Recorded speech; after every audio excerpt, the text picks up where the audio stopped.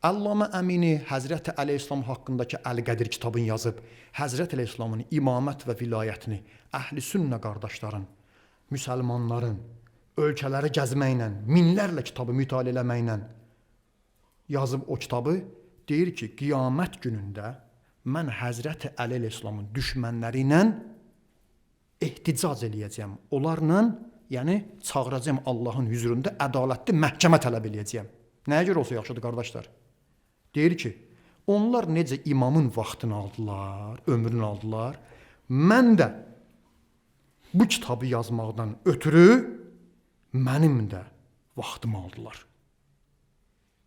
40 il zarafat deyil, 40 il kişi bütün işin gücünü atıb İmam Əli Əleyhisselamın haqq olduğunu ispat eləmək üçün indiki çapılan səhvlərlə 12 cild kitab yazıb. Deyir, qiyamətdə şikayət eləyəcəyəm həmin o adamlardan ki, İmam Əli Əleyhisselamın düşmənçiliyi elədilər. Niyə? İmam Əlinin də vaxtını aldılar, qoymadılar onu, mənim də vaxtımı aldılar. İndi deyirsiniz ki, pisdir bəyəm. Görün nə qədər çox dərin düşüncəli bir alim olub. Nədirsə yaxşıdır.